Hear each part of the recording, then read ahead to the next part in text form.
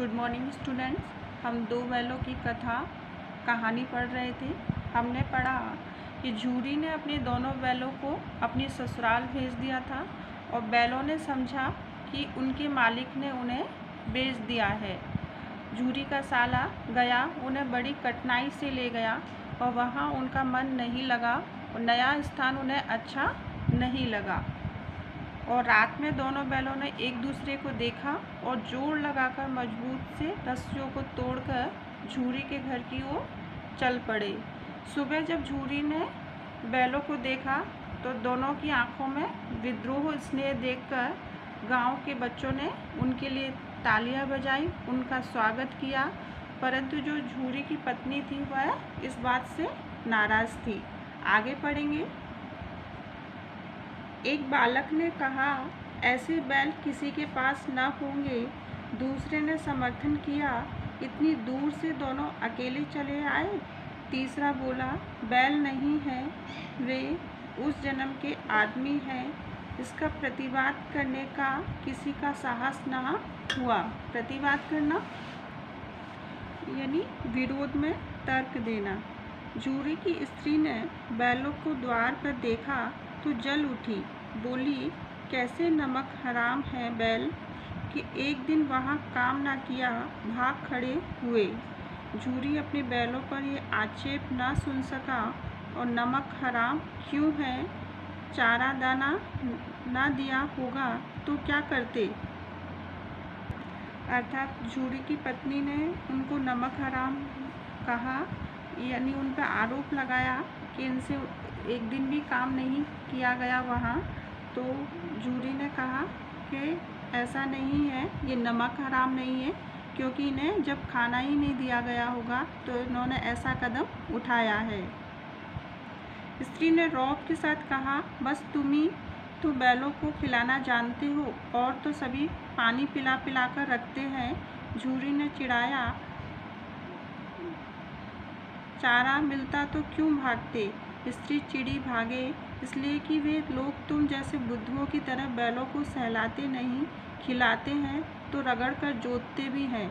ये दोनों ठहरे कामचोर भाग निकले। अब देखूं कहाँ से खली और चौकर मिलता है।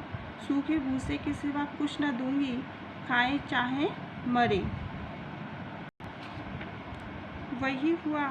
मजूर को कड़ी ताकीद कर दी गई। बैलों को खाली सूखा भूसा दिया गया। बैलों ने नाद में मुंह डाला तो फीका फीका, ना कोई चिकनाहट ना कोई रस। क्या खाए, आशा भरी आंखों से द्वार की ओर ताकने लगे। झूरी ने मजूर से कहा, मजूर यानी मजदूर से कहा, थोड़ी सी खली क्यों नहीं डाल देता वे, मालकिन मुझे मार ही डालेंगी। चुराकर डाल आ ना दादा, पीछे से तुम भी उन्हीं की सी कहोगे।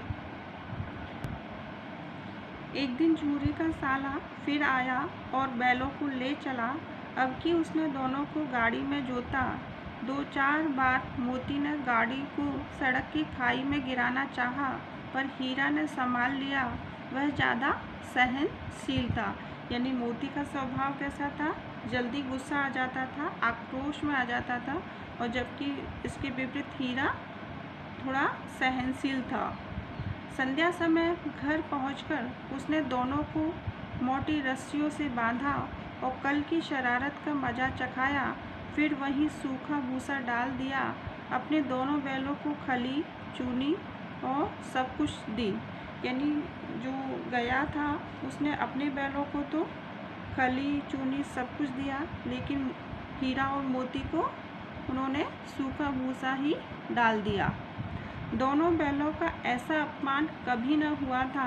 झूरी इन्हें फूल की छड़ी से भी न छूता था। यानी जो उनका मालिक था वह उन्हें बिल्कुल नहीं मारता था।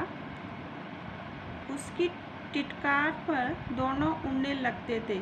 यानी उसकी जो टिक टिक की आवाज़ थी उस पर दोनों ही उड़ने लगते थे।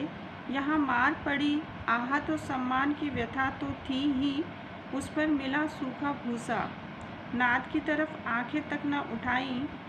दूसरे दिन गया ने बैलों को हल में जोता।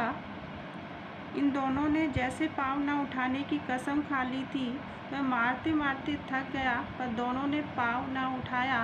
एक बार जब उसे निर्दयी ने हीरा की नाक में खूब डंडे जमाए, तो मोती को गुस्सा काबू से बाहर हो गया।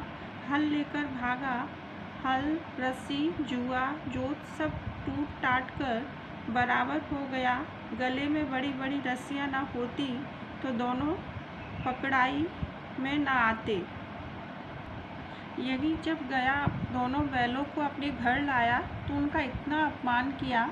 उन्हें मोटी रस्सियों से बांध दिया, सूखा भूसा दिया और उन्हें उनके साथ जो प्रेम पूर्वक व्यवहार होता था वो नहीं किया। और इसके विपरीत उनके मालिक झूरी उनसे बहुत प्यार करता था और उन्हें कभी नहीं मारता था। उन्हें बैलों को दाना चारा भी बहुत ही सावधानी से देता था। उन्हें सूखा भूसा नहीं डालता था। और हीरा को मारे जाने पर मोती को बहुत ही गुस्सा आया। हीरा ने मूक भाषा में कहा, भागना व्यर्थ है। मोती ने उत्तर दिया, तुम्हारी तो इसने जान ही ले ली थी, अब की बड़ी मार पड़ेगी। पढ़ने दो, बैल का जन्म दिया है तो मार से कहाँ तक बचेंगे। यानी मोती ने आक्षेप किया है कि अगर हमें बैल का जन्म दिया है तो ये तो पढ़नी है, इससे कहाँ तक हम बचेंगे। गया दो आदमियों के साथ दौड़ा आ रहा है। दोनों के हाथों में लाठियाँ हैं। मोती बोला, कहो तो दिखा दूँ कुछ मज़ा, मैं भी लाठी लेकर आ रहा है। हीरा ने समझाया, नहीं भाई, खड़े हो जाओ, मुझे मारेगा तो मैं भी एक दो को गिरा दूंगा। नहीं, हमारी जाति का ये धर्म नहीं है। मोती दिल में ऐंठ कर रह गया आ पहुंचा और दोनों को पकड़कर ले चला। कुशल हुई कि उसने इस वक्त मारपीट न की, नहीं तो मोती भी पलट पड़ता। उसके तेवर देख कर गया और उसके सहायक समझ गए कि इस वक्त टाल जाना ही मसलहत है। मसलहत है यानी उचित है, हितकर है, यानी समय को देखते हुए बात को समझ जाना क्या होता है, उचित होता है। आज दोनों के सामने फिर वही सूखा भूसा लाया गया। दोनों चुपचाप खड़े रहे। घर के लोग भोजन करने लगे। उस वक्त छोटी सी लड़की दो रोटियां लिए निकली और दोनों के मुंह में देकर चली गई। उस एक रोटी से इनकी भूख तो क्या शांत होती, पर दोनों के हृदय को मानो भोजन मिल गया हो। यहाँ भी किसी सज्जन का वास है, यानी दोनों बैलों को ऐसा लगा कि यहाँ पे भी कोई अच्छा व्यक्ति निवास करता है। लड़की भैरों की थी, उसकी माँ मर चुकी थी। सौतेली माँ उससे मारती रहती थी, इसलिए इन दोनों बैलों ने एक प्रकार की आत्मीयता हो गई थी, अपनापन महसूस हुआ।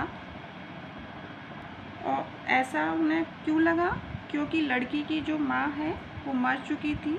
उसकी जो सौतेली माँ है उसे मारती थी, उसके साथ अच्छा व्यवहार नहीं करती थी और उससे माँ का बिछड़ने का दर्द वह जानती थी।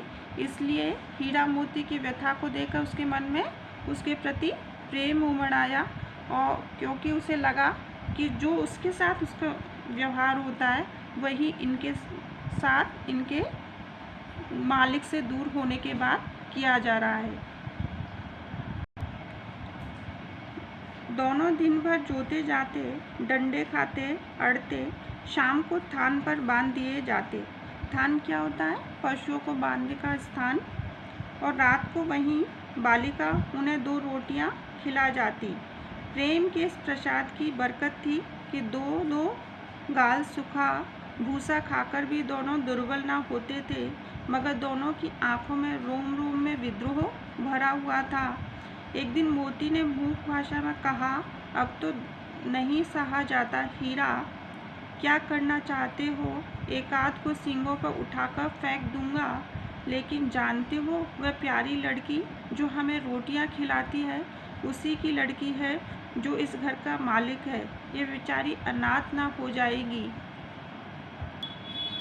अर्थात हीरा ने समझाया कि जो लड़की उन्हें इतने प्यार से रोटियां खिलाती है, अगर इसके पिता को ही मार दोगे तो ये बच्ची अनाथ हो जाएगी। जो मालकिन को ना फेंक दूं, वही तो उस लड़की को मारती है, लेकिन औरत जात पर सींग चलाना मना है, यह भूल जाते हो। यहाँ इस कथन में लेखक ने औरतों के प्रति सम्मान को व्यक्त किया है कि हमारी भारतीय संस्कृति में औरतों को सम्मान की दृष्टि से माना जाता है, उन्हें पूजा जाता है।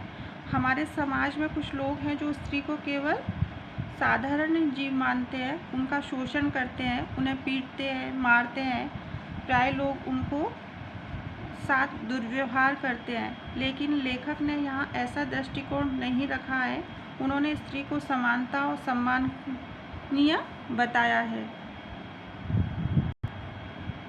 तुम तो किसी तरह निकलने ही नहीं देते, बताओ तुड़ाकर भाग चलें। हाँ, यह मैं स्वीकार करता हूँ, लेकिन इतनी मोटी रस्सी टूटेगी कैसे? इसका एक उपाय है, पहले रस्सी को थोड़ा सा चबा लो और फिर एक झटके में जाती है। रात को जब बालिका रोटियां खिलाकर चली गई, दोनों रस्सियां चबाने लगे, पर मोटी रस्सी मुंह में न आती। बेचारे बार बार जोर लगाकर रह जाते थे। सहसा घर का द्वार खुला और वही लड़की निकली। दोनों सिर झुकाकर उसका हाथ चाटने लगे। दोनों की पूंछ खड़ी हो गई।